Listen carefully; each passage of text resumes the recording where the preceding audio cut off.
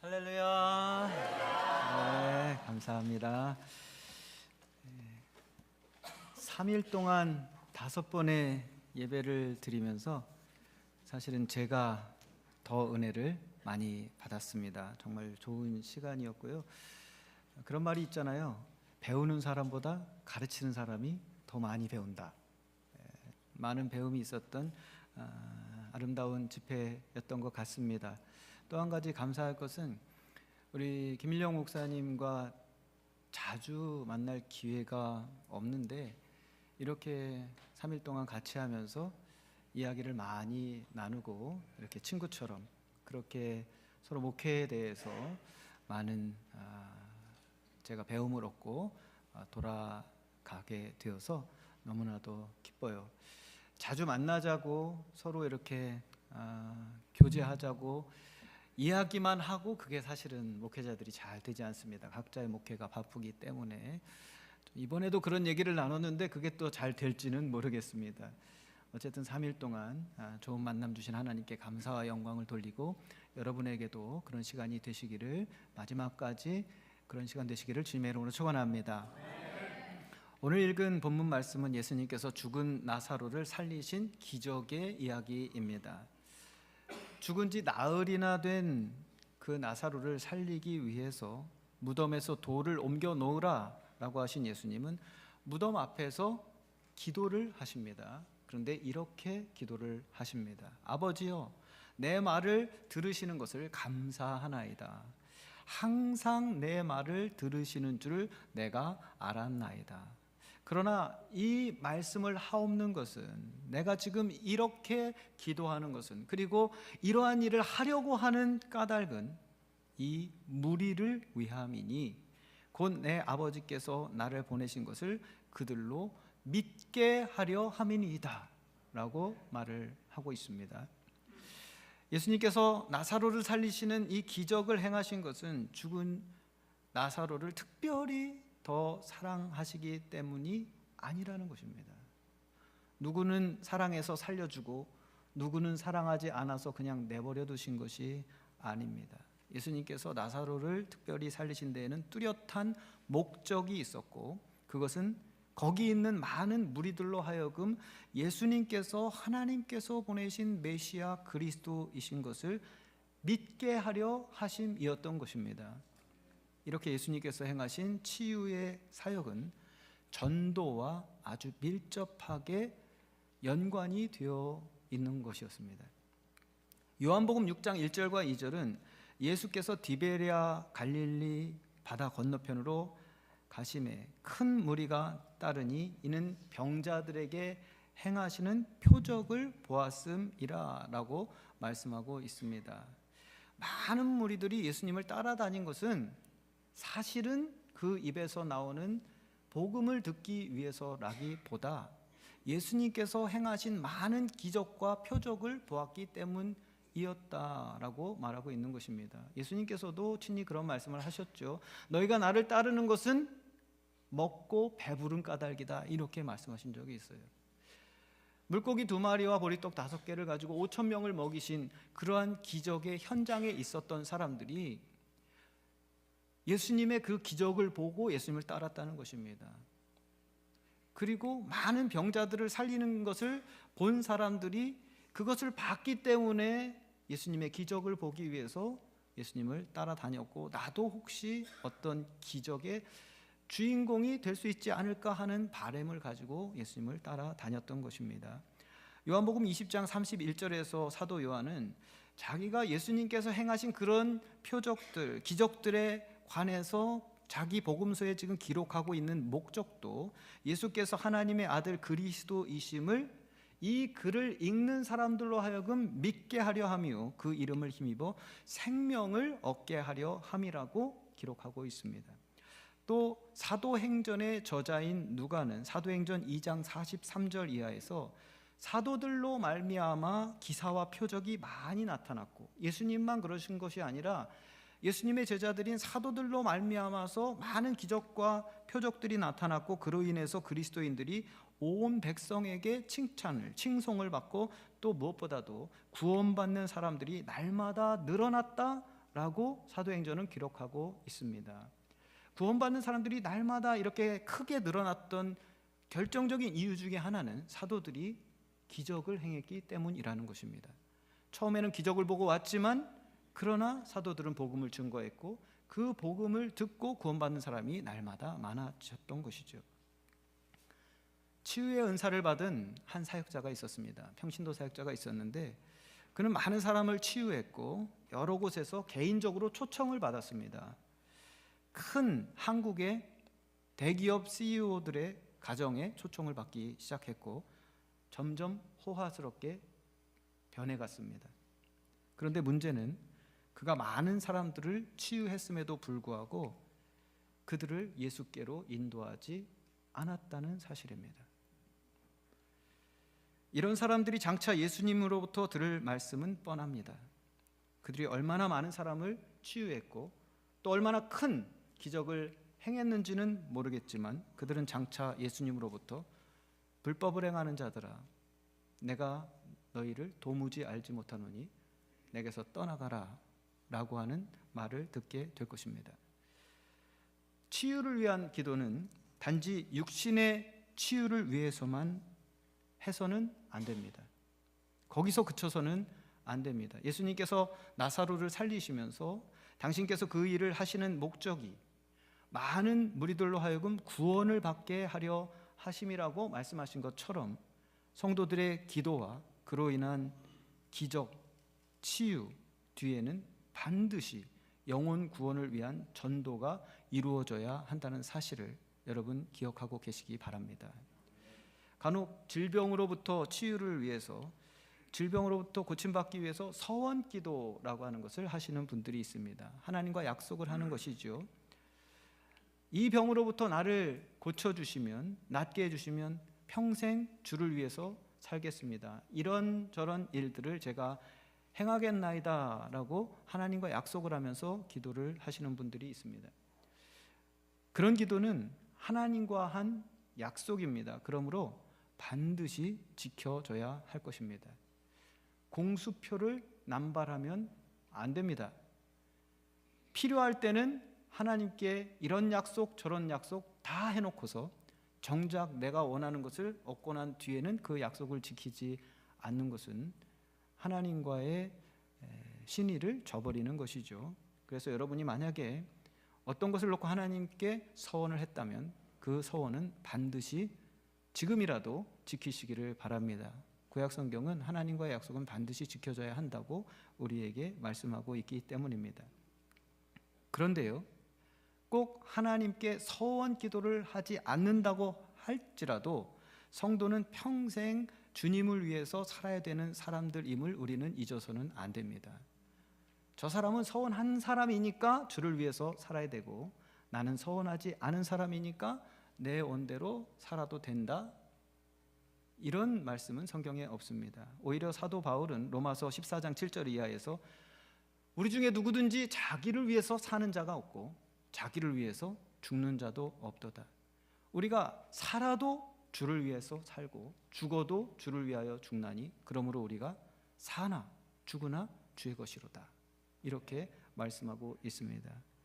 그것처럼 예수님께서 핏값으로 사신 저와 여러분 모두는 사나 죽으나 건강하나 약하나 자기를 위해서 사는 자가 아니라 주를 위해서 사는 자들이어야만 합니다. 그러므로 여러분은 주를 위해서 사는 성도들이 다 되시기를 주님의 이름으로 축원합니다.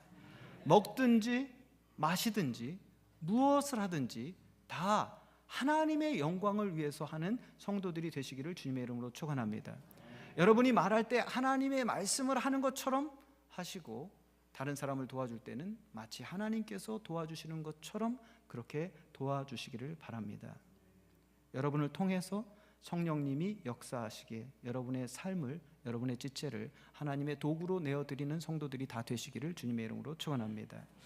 우리 목사님 보니까 여기다가 고무밴드를 하고 다니시더라고요. 좋은 금팔찌도 많은데 왜 고무밴드를 하고 다닐까 목사가? What would Jesus do? 예수님이라면 어떻게 하실까? 우리는 항상 그 마음을 품고 살아야 되겠습니다. 지금 이런 상황에서 예수님이라면 이 사람에게 어떻게 말씀하실까? 예수님이라면 이 사람을 어떻게 도와주려고 하실까? 그 마음을 생각하면서 내가 예수님의 도구가 되어서 하나님의 뜻을 나타내는 그러한 성도로 살아가시기를 주님의 이름으로 축원합니다. 이런 마음을 가지고 살아가는 성도들에게 하나님께서 기적을 보여주실 줄로 믿습니다. 특별히 치유는 믿지 않는 사람들을 하나님께로 인도하는 아주 중요한 도구가 될 뿐만 아니라 우리 성도들을 믿음으로 성장하게 하는 도구가 됩니다. 그러므로 여러분 자신의 치유를 통해서 하나님을 증거하게 해 주시기를 기도하시길 바랍니다. 하나님, 주님께서 저를 고쳐주셔서 제가 주의 이름을 높일 수 있게 간증할 수 있게 해주세요. 하나님의 영광의 도구로 제가 쓰임을 받게 해주세요 라고 기도하시기를 바랍니다. 나 하나 건강하게 살려고 낫는 것이 아니라 주의 영광을 위해서 제가 고침받기를 원합니다. 제가 나음을 입으면 하나님 영광 받으시지 않겠습니까? 주여 고쳐주세요 라고 하나님 앞에 기도하시고 또 나은 후에는 주님께서 고쳐주셨다고 간증할 수 있는 성도가 되시기를 바랍니다. 나의 치유뿐만 아니라 내 가족들의 치유와 우리 교우들의 어려운 사정 가운데에서의 회복을 위해서 기도하실 때 똑같이 기도하시면 됩니다. 하나님, 저 사람 고쳐주셔서 하나님 영광 드러나게 해 주십시오. 내 가족 고쳐주셔서 하나님 영광 나타나게 해 주시옵소서. 우리를 위해서가 아니라 무리를 위해서, 교회를 위해서, 믿지 않는 사람들을 위해서 기적을 행하여 주시기를 기도합니다 라고 하면서 치유를 위해서 기도하시기를 바랍니다. 단지 나 하나뿐만 아니라 단지 저 사람의 복지를 위해서가 아니라 하나님의 영광을 위해서 치유의 기적이 나타나게 해달라고 구하시기를 바랍니다. 예수님께서는 3년이라는 짧은 공생의 기간 동안에 교회가 그리고 성도들이 어떻게 치유 사역을 해나가야 하는지 여러 가지로 본을 보여주셨습니다. 왜 치유 사역이라는 말을 할까요? 치유 그러면 힐링이고 사역은 영어로 뭐라고 해야 될까요? work이라고 그냥 간단하게 번역을 해보면 치유를 하는 일을 하는 겁니다. 뭔가 일을 해서 그 사람을 낫게 하는 것이죠. 예수님은 병자들을 고칠 때 일하셨습니다. 뭔가 움직이셨어요. 활동을 하셨어요. 한 가지 방법으로만 하시지 않으시고 여러 가지 다른 방법으로 병자들을 고쳐주신 것을 우리가 복음서를 통해서 볼 수 있습니다. 다양한 치유 사역을 통해서 우리에게 여러 가지 케이스를 보여주신 거예요. 그리고 우리로 하여금 그렇게 하라고 사도들에게, 제자들에게 너희도 내가 이렇게 병자들을 여러 가지 방법으로 고친 것처럼 너희도 여러 가지 방법으로 병자들을 고치라고 우리에게 본으로 보여주신 것입니다. 오늘 일부 예배 설교에서는 마가복음 23장에 나와 있는 예수님께서 벳세다에서 맹인을 고쳐주신 사건을 가지고 말씀을 나누었습니다. 예수께서는 아주 특이한 방법으로 이 벳세다의 맹인을 고쳐주셨는데요. 일단은 그 맹인을 고치실 때 그 도시 안에서 고치지 않으시고 데리고 나가셨습니다. 데리고 나가시는데 얼마나 시간이 걸렸는지는 모르겠습니다. 걸어서 5분을 가셨는지 10분을 가셨는지 20분을 걸어가셨는지 우리는 알 수 없지만 일단 마을 밖으로 데리고 나가셔서 고치셔주셨다는 것, 그리고 두 번째로는 침을 뱉어서 안수하셨다는 것. 여러분, 요즘에 목사님들이 이게 누가 병들었는데 일로 좀 집사님 일로 좀 오세요. 그리고 침 뱉으려고 하면 어떻게 하실 것 같으세요? 아, 가짜구나, 사이비구나 이렇게 아마 생각을 할 거예요. 그런데 예수님은 침을 뱉으시고 안수하셨다는 거예요. 어떤 때는 흙에다가 침을 뱉으셔가지고 그 흙을 또 짓이겨서 이렇게 바르시는 거예요. 왜 그런 황당한 일을 예수님께서 하셨을까? 그런데 예수님께서 하시면 그런 황당한 사역을 통해서도 병자가 낫더라 라고 하는 것입니다.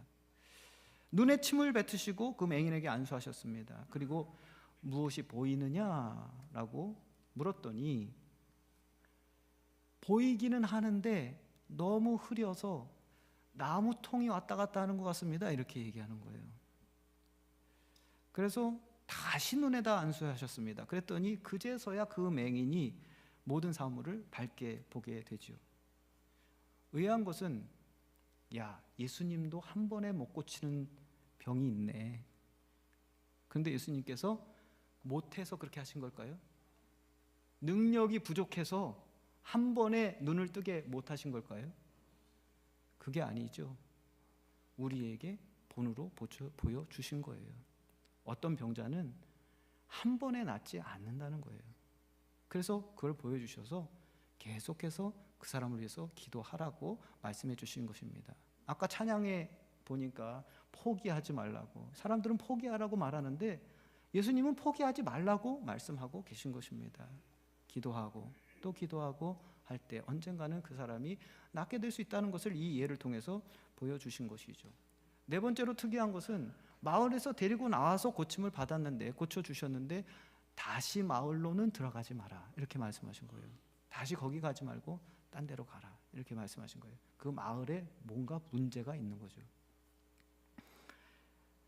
여러분, 예수님께서는 이러한 일들을 우리를 위해서, 사도들과 오늘날의 치유 사역을 위해서 우리에게 본으로 보여주신 것입니다. 예수님께서는 이외에도 아주 다양한 방법으로 치유 사역을 하셨습니다. 어떤 때는 믿음대로 되라, 죄사함을 받았느니라, 이 말 한마디로 고침을 받았고요. 한 청각장애인의 경우에는 귀에다가 손가락을 넣고 그리고 명령하셨습니다. 그랬을 때 귀가 들리게 됐고요. 제가 어떤 한국에 아주 유명한 치유 사역하시는 목사님의 그 영상을 본 적이 있는데 정말 귀에다가 손가락을 넣고 명령하더라고요. 그리고 나서 들리게 되는 그러한 역사들이 일어나는 것을 보았습니다. 말 못하는 소녀의 혓바닥에 손을 대시고 기도하신 적이 있습니다.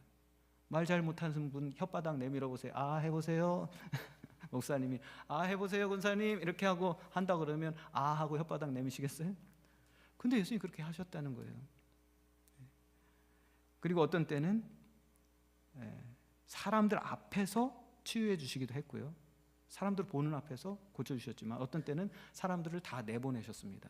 아무도 없게 다 내보내시고 혼자 있는 곳에서 고쳐주시기도 하셨습니다.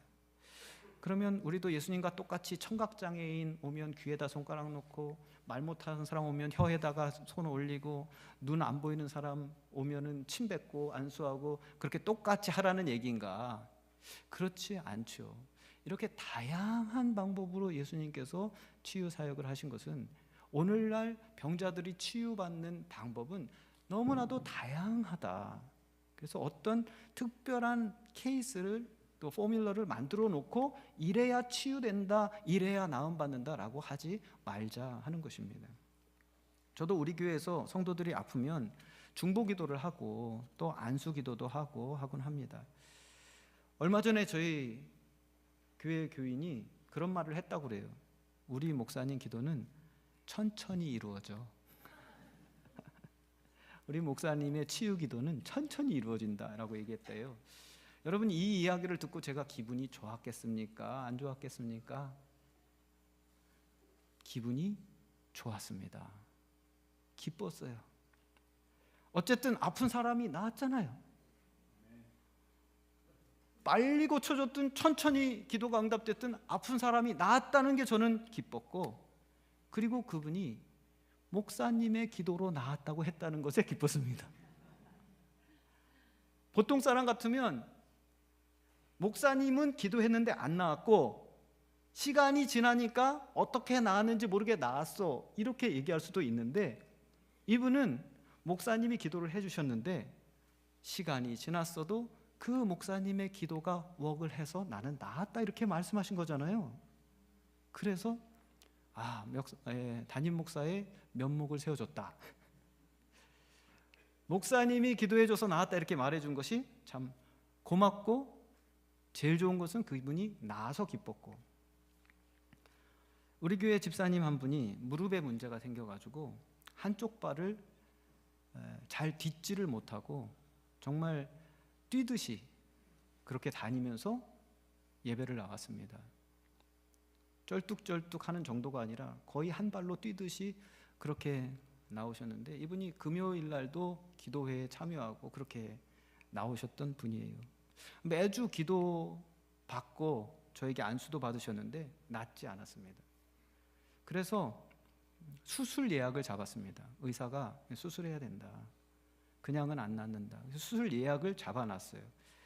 이제 다음 주면 수술을 받는데 금요 예배 시간이 됐습니다. 마지막으로 안수 기도를 받았는데, 하필이면 기도를 하고 있는데 기도를 받은 후에 정말 악소리가 날 정도로 제일 아팠대요. 담임 목사한테 기도받는 그 순간이 제일 아팠대요. 그리고 또 쩔뚝쩔뚝 하면서 뛰다시피 해서 집으로 돌아가셨습니다. 그런데 어느 순간 안 아파지더래요. 가장 아픈 시간이 지나가니까 안 아파지더래요. 의사한테 갔더니 무릎 안에 있던 물집이 터져서 말라버린 흔적만 있다, 수술 안 해도 되겠다라고 얘기하더래요.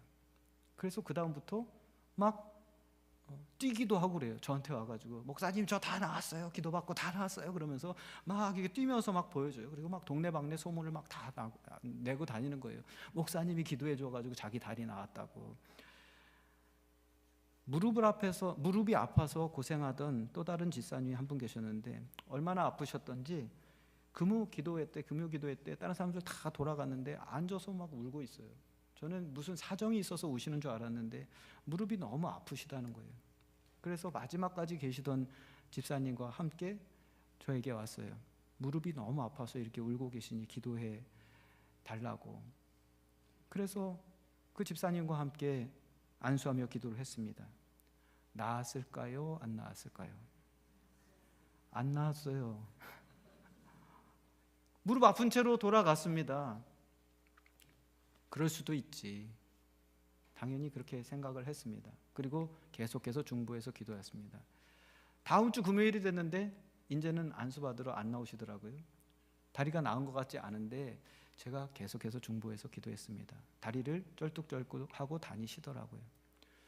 그런데 몇 주가 지나고 보니까 다리를 절지 않으시는 거예요. 안 아파하는 거예요. 그래서 물어봤어요. 집사님, 다리 어떻게 되신 거예요? 그랬더니 다 나았어요, 이제는 안 아파요 그러더라고요. 이 두 무릎 아픈 분이 나음을 입은 그 시간이 거의 비슷하거든요.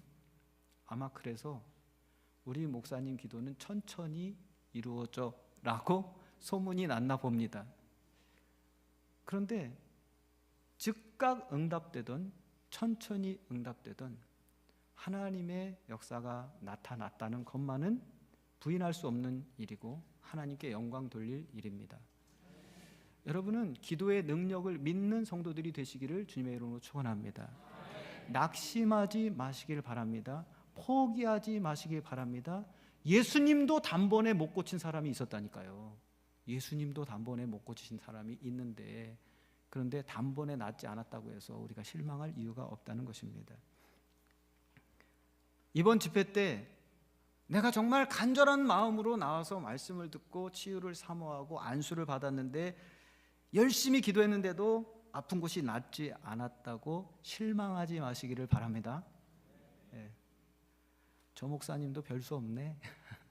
실망하지 마시기를 바랍니다. 당장이 아니더라도 이제 곧 낫게 될 줄로 믿으시기를 주님의 이름으로 축원합니다.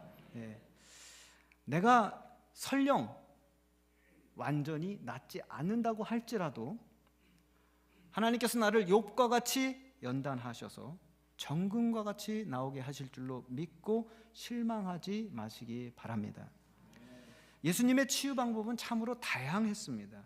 그 말은 그것이 육신의 병이든지 마음의 병이든지 영의 병이든지 하나님께서 우리를 고치시는 데는 여러 가지 계획과 또 방법이 있다는 뜻입니다. 하나님께서 어떤 사람을 사용하셔서 나를 고치실지, 어떤 방법으로 나를 고치실지 알 수 없는 것입니다.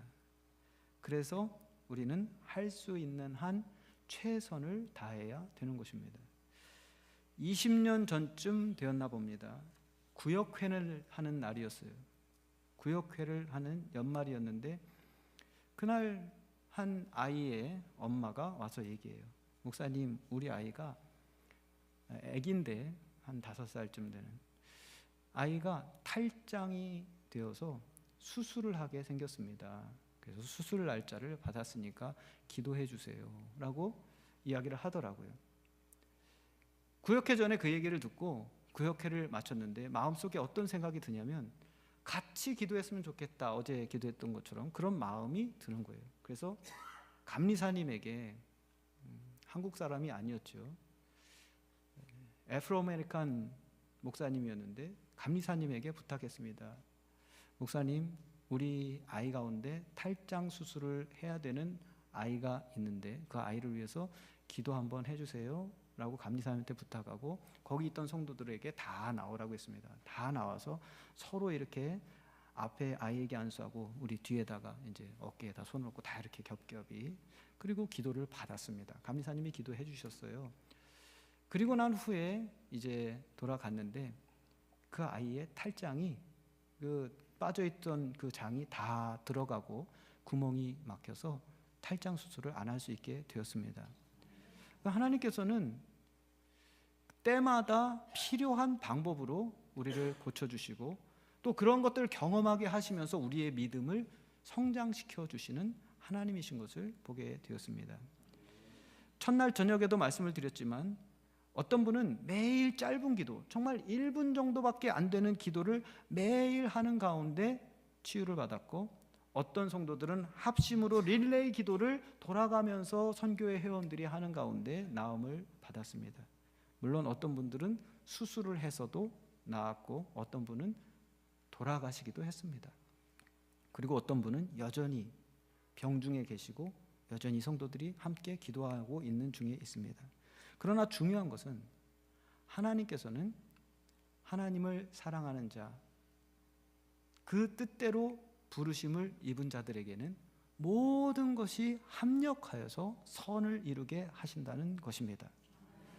여러분은 그 사실을 믿는 성도들이 되시기를 주님의 이름으로 축원합니다.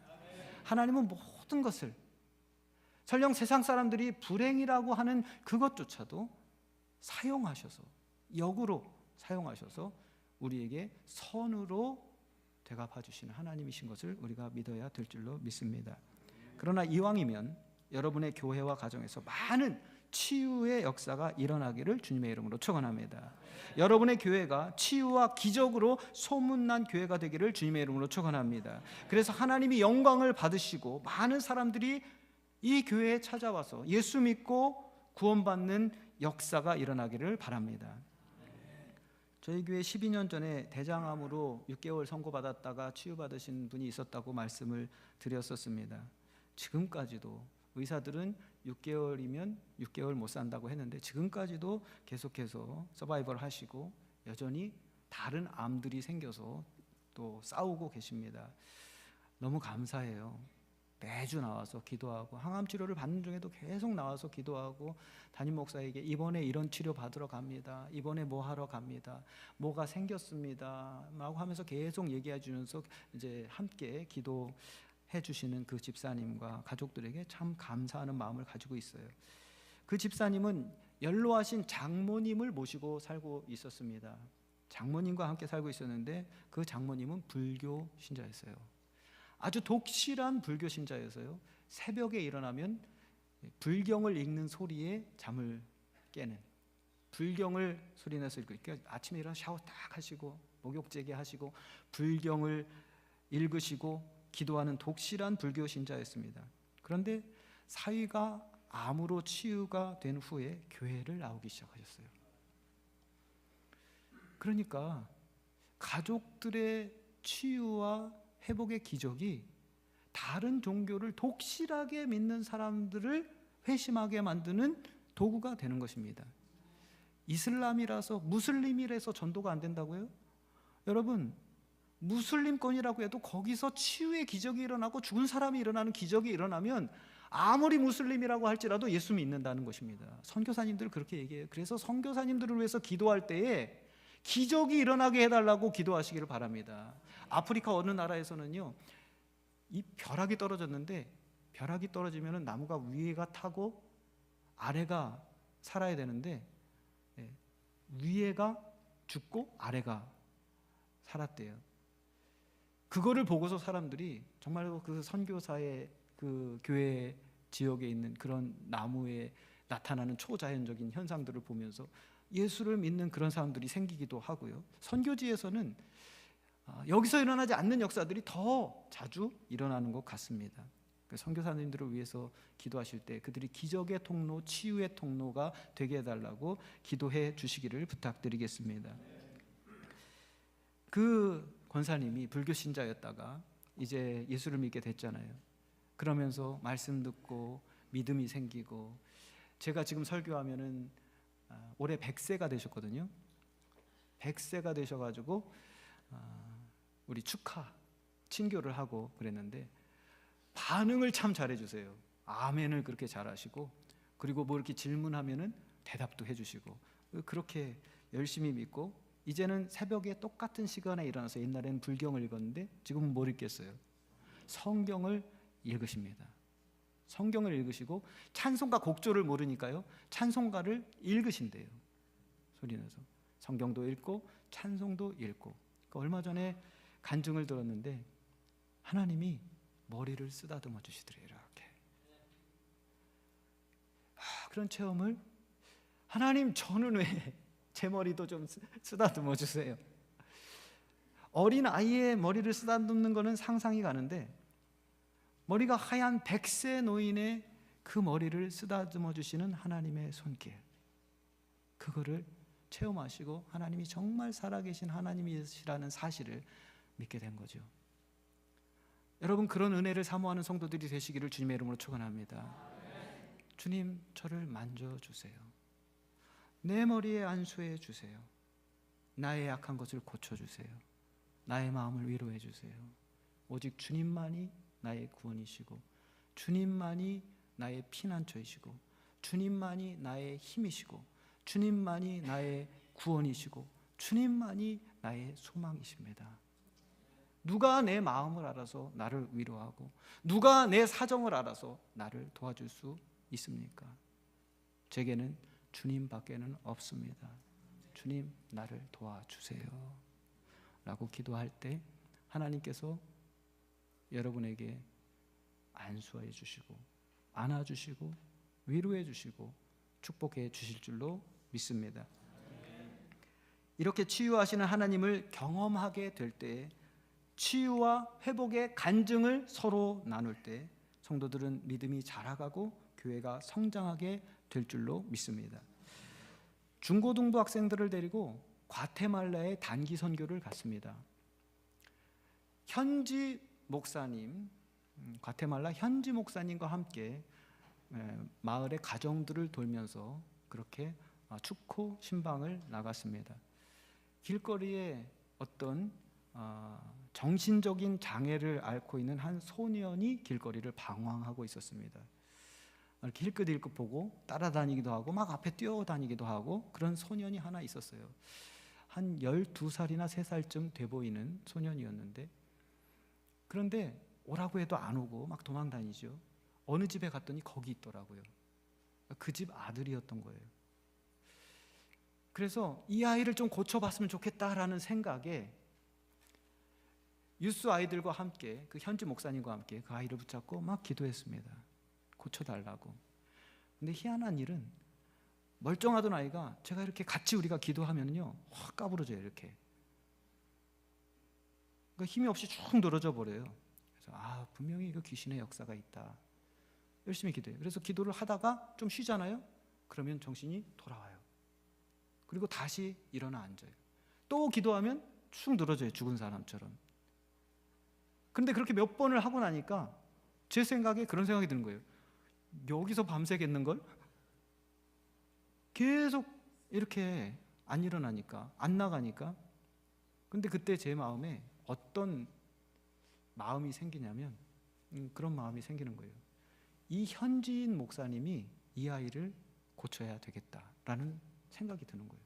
그래서 그 목사님한테 제가 물어봤어요. 이 가정을 한 번이라도 신방을 오거나 전도하러 온 적이 있냐 물어봤더니 한 번도 와본 적이 없대요. 거기는 산골 마을들이 많으니까. 그래서 목사님이 이 아이를 지금 제가 한 것처럼 이렇게 매일 와서 기도해 줄 수 있겠냐 목사님한테 물어봤어요. 그랬더니 할 수 있대요. 이 아이는 목사님이 고쳐야 될 것 같습니다.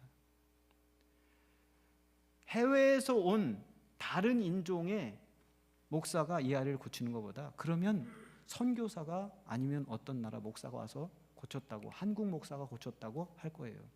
그런데 이 현지인 목사님이 고치면 목사님의 교회가 목사님이 하나님의 능력의 도구로 쓰임을 받고 치유하는 교회로 소문이 나게 될 겁니다. 그래서 그 교회가 부흥하게 될 것 같아요. 제 마음에 믿음이 생기는 거예요. 그래서 목사님한테 확인을 했습니다. 매일 와서 이 아이를 위해서 기도해 줄 수 있냐고. 왜냐하면 제가 그런 경험이 있으니까. 돌아가시는 분을 위해서 매일 들려서 기도했을 때 치유가 경험이 있으니까 몸이 치유될 뿐만 아니라 귀신도 떠나가겠다는 믿음이 생긴 거예요. 그래서 목사님의 약속을 듣고 그리고 왔습니다. 어떻게 됐는지는 저도 잘 몰라요. 근데 그때 저희 큰 딸아이가 있었거든요. 고등부로.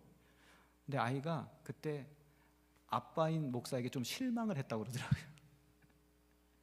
아빠가 목사님인데 귀신 내쫓을 줄 알았다가 뭔가 이렇게 낌새만 있었는데 기도하다 말고 포기하는 것처럼 느껴졌나 봐요. 최근에 이야기를 나누다가 본인이 그래서 그때 아빠한테 좀 실망했다고 얘기를 하더라고요. 아, 이거를 얘기를 해줬어야 된다. 그래서 그 얘기를 해줬습니다.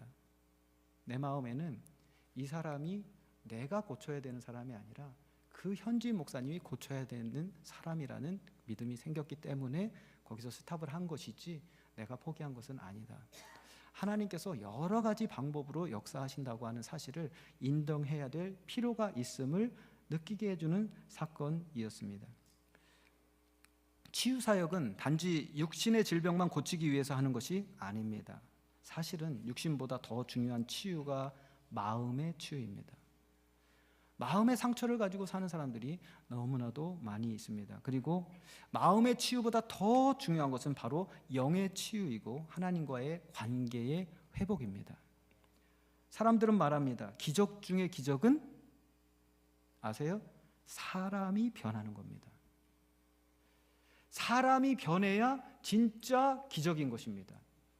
마음이 변하는 것이 가장 좋은 기적이고 그보다 더 중요한 것은 예수 믿고 구원받게 되는 것이 가장 중요한 것입니다. 여러분의 교회에서 사랑하는 자여 내 영혼이 잘된 것 같이 범사가 잘되고 내 육신이 강건하기를 내가 바라노라 라고 말한 사도 요한의 그 축복이 여러분 교회에 임해 있어서 여러분 교회 안에 모든 사람이 영의 축복을 받고 마음의 평안을 누리며 기쁨을 누리며 감사하며 육신이 강건함을 얻는 그러한 기적이 일어나게 되시기를 주님의 이름으로 축원합니다. 이민 2세들 중에서는 마음의 상처를 받고 교회를 떠난 자녀들이 너무나 많이 있습니다. 최근에 들은 이야기인데 오래전에 어떤 교회에서는 목사님하고 전도사님하고 장로님하고 서로 의자를 집어던지며 싸웠다 합니다.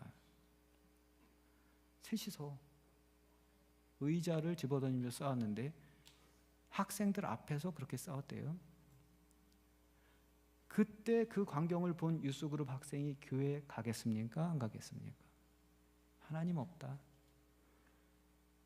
박보영 목사님이 자기 아버지가 목사인데 교회 안에서 서로 싸우는 것을 보면서 목사 아들임에도 불구하고 하나님을 부정하고 교회 안 다니셨었다고 그렇게 이야기를 하는 것처럼 이민교회 역사를 보면 분열의 역사고 서로 다투고 그런 역사들이 이민교회 안에 너무나도 많이 있는데 그거 다 누가 보는 겁니까?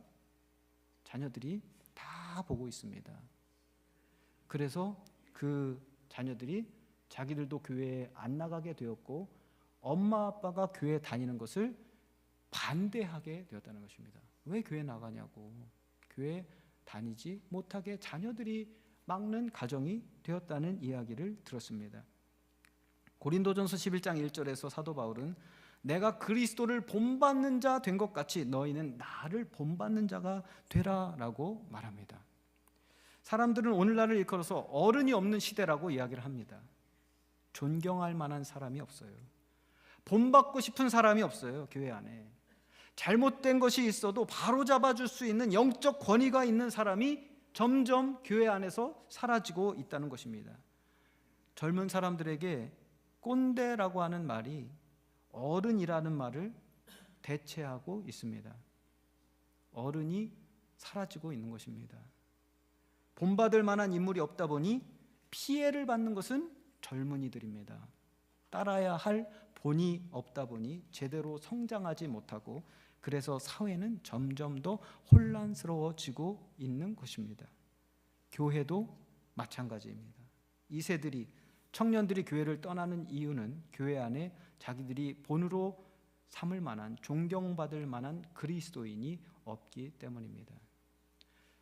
지저스 어웨이크닝 무브먼트 자마 운동을 하는 김충곤 장로님, 젊은이들을 대상으로 앙케이트 조사를 해봤습니다. 왜 부모들이 다니는 교회에 다니지 않고 부모들을 히포크리시라고 얘기를 하는가? 가장 문제가 되는 것 순위를 봤더니 1위가 뭐냐면 세금을 제대로 내지 않는다였습니다. 자기들이 보기에 그리스도인들은 정직해야 되고 그리고 사회에서도 빛과 소금의 역할을 감당해야 되는 본이 되는 삶을 살아야 되는 사람들이 그리스도인인데 우리 엄마 아빠를 보니까 세상에서 빛과 소금의 역할을 감당하지 않고 오히려 불법적인 일들을 행하고 있더라. 그게 무슨 그리스도인의 삶인가? 나는 저런 삶을 살고 싶지 않다라고 하는 대답이 1위였다는 것입니다. 교회에도 아침에도 그런 얘기를 드렸는데 교회에도 닫아야 될 문이 있습니다. 아무리 은혜를 받아도 그 은혜가 다 열린 문으로 나가고 있습니다. 교회에도 닫아야 되는 문이 있는 것입니다. 그런 의미에서 사도 바울이 내가 그리스도를 본받는 자 된 것처럼 너희는 나를 본받는 자가 되라고 말씀한 것은 오늘날을 살아가는 저와 여러분에게 큰 도전을 주는 말씀이 아닐 수 없습니다. 목회자인 저도 성도들에게 본이 되는 삶을 살아야 되지만 여러분은 여러분의 자녀들에게 정말 참 그리스도인으로서의 본을 보여줄 수 있는 부모님들이 되어주시기를 주님의 이름으로 부탁을 드리겠습니다. 그래야 교회가 우리 2세들이 소망을 가지고 신앙생활을 할 수 있게 되는 것입니다. 사랑하는 성도 여러분, 여러분의 영이 강건하시기를 주님의 이름으로 축원합니다. 그게 가장 중요한 겁니다. 여러분의 마음에 기쁨과 평강과 감사가 하나님과의 친밀한 교제와 온전한 교제로 인해서 회복되시기를 바랍니다. 그리고 여러분의 육신이 강건하게 되시기를 바랍니다. 그래서 가장 가까운 이웃, 내 이웃을 내 몸과 같이 사랑하라 말씀하셨는데 가장 가까운 이웃인 여러분의 배우자들과 여러분의 자녀들의 마음을 치유해 줄 수 있는 성도가 되시기를 바랍니다. 할 수 있다라고 하는 믿음을 가지고 약한 지체들을 위해서 기도해 주시기를 부탁드리겠습니다. 그렇게 이 체리힐 제일교회에 들어오는 모든 사람이 기적을 경험하는 여러분이 그런 기적의 통로들이 다 되시기를 주님의 이름으로 축원합니다. 그런 말미암아 많은 사람들이 구원을 받고 하나님께 돌아오는 마지막 때 하나님께서 크게 사용하시는 교회가 되게 하시기를 주님의 이름으로 축원합니다. 이 시간 우리가 찬양을 하나 부르고 함께 기도를 하실 때 주님의 옷자락만 만져도 내가 나음을 입겠다라고 하는 믿음을 가지고 그 옷자락을 만진 여인의 믿음을 저에게 주시옵소서. 이 시간 정말 우리가 손을 뻗어서 주님의 옷자락을 만지기를 원합니다. 주님을 터치하기를 원합니다. 주님께서 우리를 만져주시기를 원합니다. 성령께서 우리와 함께하여 주시기를 간절히 원합니다. 주님의 보혈로 특별히 이 사순절 기간 동안에 나를 정결케 하고 나를 자유케 하는, 나를 치유하시고 회복시켜 주시고, 그래서 내가 다른 사람들의 치유의 통로가 되게 하시고 나를 본이 되게 해주실 것을 간절히 바라는 마음으로 함께 찬양하시겠습니다. 날 정결케 하고 주 보혈 날 자유케 하니 주 앞에 나 예배하는 이 시간 나의 모든 것을 주께 드리네. 주의 손 날 위해 지키셨고 주의 발 날 위해 맡기셨으니 이제는 내가 사는 것이 아니요 오직 주를 위해 사는 것이라. 주의 손에 나의 손을 포개고 주의 손에 나의 손을 포개고 또 주의 발에 나의 발을 포개어 나 주와 함께 죽고 또 주와 함께 살리라. 영원토록 주 위에 살리라. 주의 손에 나의 손을 포개고 또 주의 발에 나의 발을 포개고 나 주와 함께 죽고 또 주와 함께 살리라. 영원토록 주 위에 살리라. 주 위에 살리라. 우리 다시 한번 처음부터 불러보겠습니다. 주 보혈 주 보혈 날 정결케 주님, 이 시간 우리를 정결케 하여 주시옵소서. 주 보혈 날 자유케 주님, 우리를 이 시간 자유케 하여 주시옵소서. 주 앞에 나 예배하는 이 시간 나의 모든 것을 주께 드리네. 주의 손 날 위해 지키셨고 주의 발 날 위해 맡기셨으니 이제는 내가 사는 것이 아니요 오직 주를 위해 사는 것이라.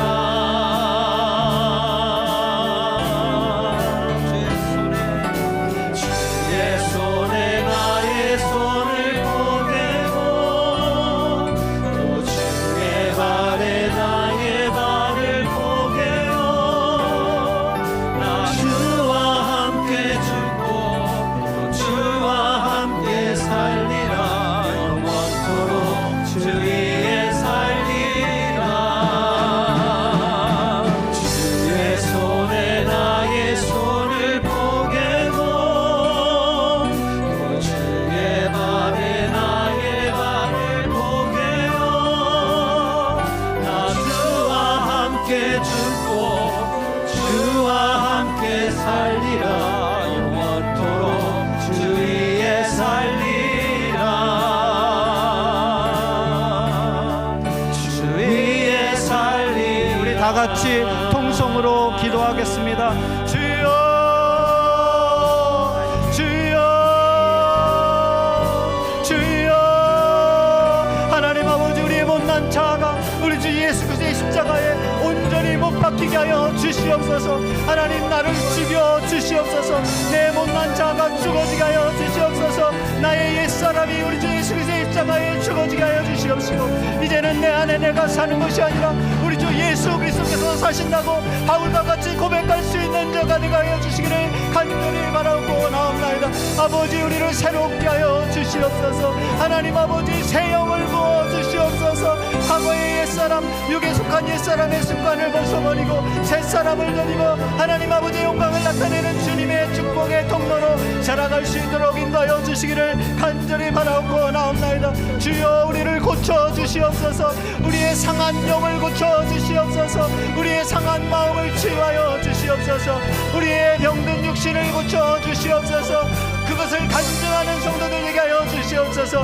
우리의 가정이 회복되게 하여 주시옵소서. 배우자와의 관계가 회복되게 하여 주시고 형제자매 관계가 회복되게 하여 주시옵소서. 교우들 간의 관계가 회복되게 하여 주시옵소서. 아버지와 아들이 하나 되신 것처럼 우리도 하나 되게 하여 주시기를 간절히 바라옵고 나옵나이다. 하나님 아버지, 그래서 많은 사람들에게 본이 되는 성도의 삶을 살게 하여 주시옵시고 이 교회가 하나님께서 마지막 때에 크게 사용하실 귀한 교회로 하나님 거듭나고 변화되고 성장할 수 있도록 주여 인도하여 주시기를 간절히 바라고 나옵나이다. 할렐루야. 존귀와 영광을 받으시기 합당하신 하나님 아버지, 주여 이번 집회를 통하여서 변화되고 거듭나 하나님께서 하나님 아버지 귀히 쓰시는 귀한 아들들 딸들 주님의 자녀들 아버지 귀한 가정들 되게 하여 주시옵소서. 하나님 아버지 역사하여 주시옵소서. 하나님 아버지 붙들어 주시옵소서. 하나님 아버지, 우리는 가능성을 보는 것이 아니라 불가능 가운데서도 역사하시는 하나님의 능력을 보는 사람인 줄 믿사오니 이 시간 주님의 이름을 선포하고 주님의 기적을 구하며 주님을 찾고 찾는 자들에게 주님 만나주시고 치유하시고 역사하여 주옵시고 당신의 능력을 보여주시옵소서. 감사드리며 예수 그리스도의 이름으로 기도합니다. 아멘. 아멘.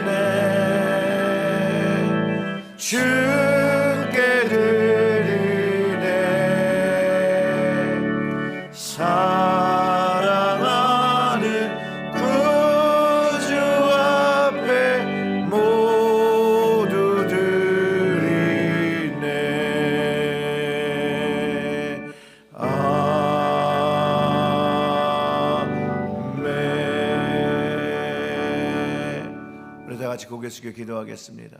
하나님, 모든 것에 감사를 드립니다. 오늘 여기에 모인 우리들 영 죽을 인생이었는데도 불구하고 저희들을 사랑하셔서 우리가 죄인 되었을 때 예수 그리스도께서 십자가를 지심으로 말미암아 하나님의 사랑을 확증하여 주셔서 감사와 찬양을 드립니다. 오늘 이 사랑을 받은 것이 기적이요, 이 기적이 우리를 통하여 세상으로 복음으로 좋은 소식으로 흘러나가게 하여 주시옵소서.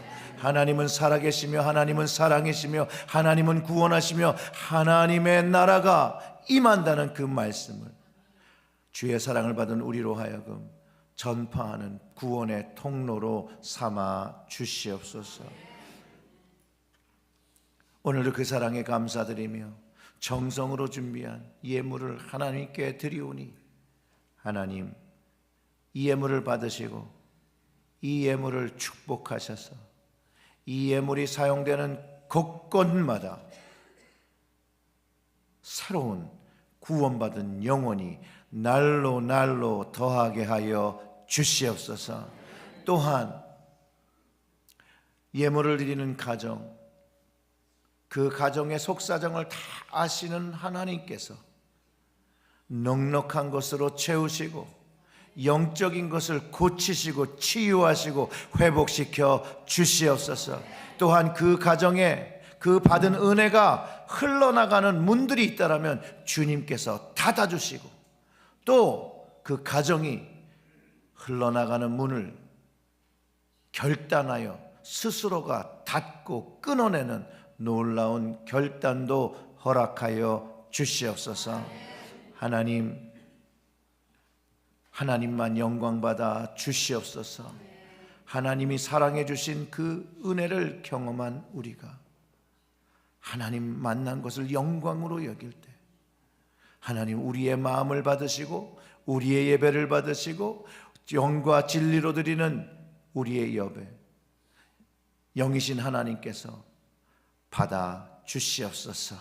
이 모든 말씀 우리 구주 예수님의 이름으로 기도드렸습니다. 아멘. 우리 다 자리에 앉으시면서 인사하시면서 앉으십니다. 은혜 많이 받으셨나요? 이렇게 한번 인사해 주시면 좋을 것 같아요. 근데 은혜 안 받았는데 받았다고 하긴 좀 애매하죠. 그러니까 은혜를 다 받아야 하는 거예요. 그래 우리 모두가 즐겁습니다. 아멘. 네, 교회 소식 이어서 전해드리겠습니다. 본 부흥회를 통해 은혜 말씀 전해주신 정광원 목사님께 감사드립니다. 친교형 일회용 네.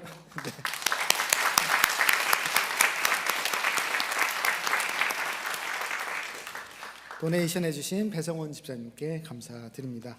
부활절 백합을 헌화하기 원하시는 분은 헌금 봉투에 부활절 백합 헌화라고 적으신 후에 헌금함에 넣어주시기를 바랍니다.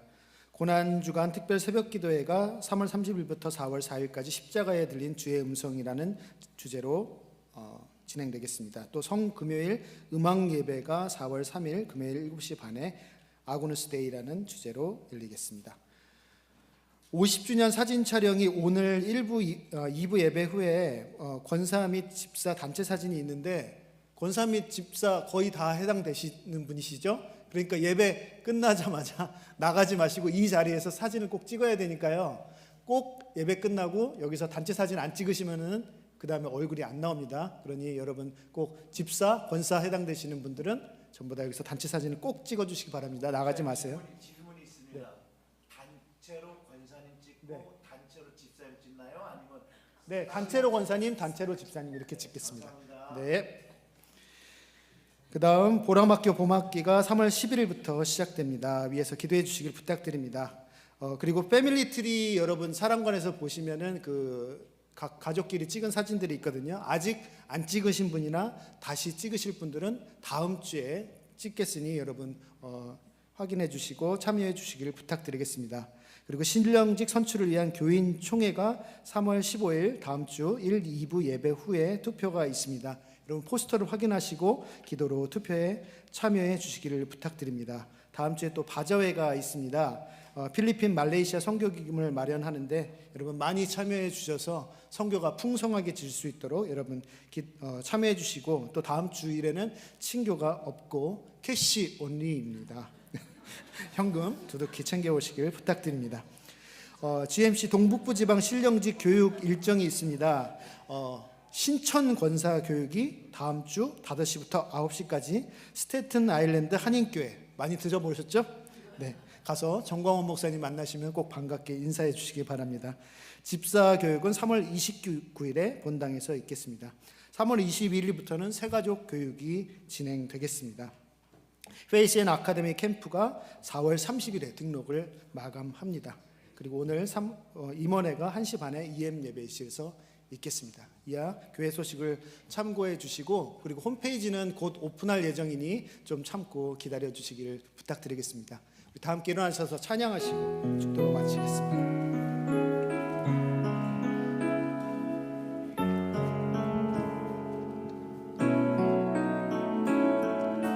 주 내게 맡겨주시 부르심 앞에 설 때 주님 편에 서도록 오 주여 날 붙드소서 자기를 내어주시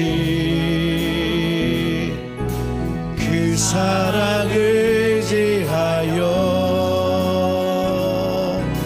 주님 기뻐 받으시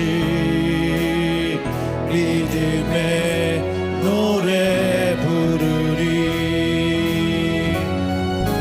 나의 노래가 주를 향한 예배가 그 땅을 회복시키네 생수의 강이 넘치네 하라 하시네 주님 명하신 그곳 내겐 두려움 전혀 없네 성령이 나를 인도하네 나의 노래가 주를 향한 노래가 그 땅을 회복시키네 주의 강이 넘치네 가라 하시네 주님 명하신 그곳 내겐 두려움 전혀 없네 성령이 나를 인도하네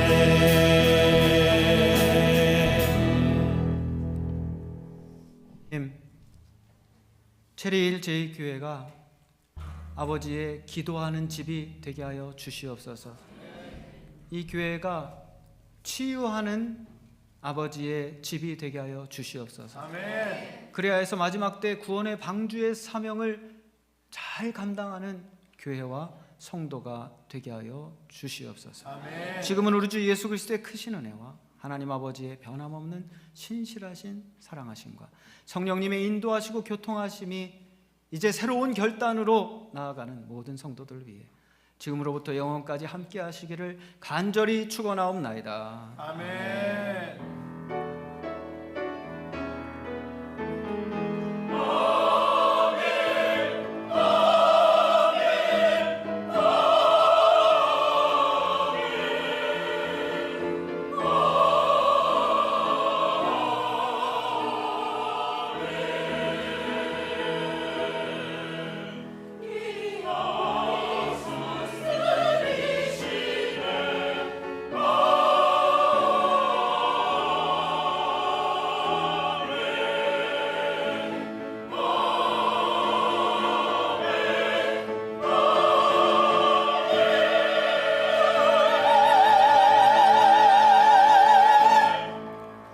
감사합니다. 자리에 앉으시고요. 잠깐 권사님부터 먼저 나오셔서 집사님부터 나오시라고 할까요?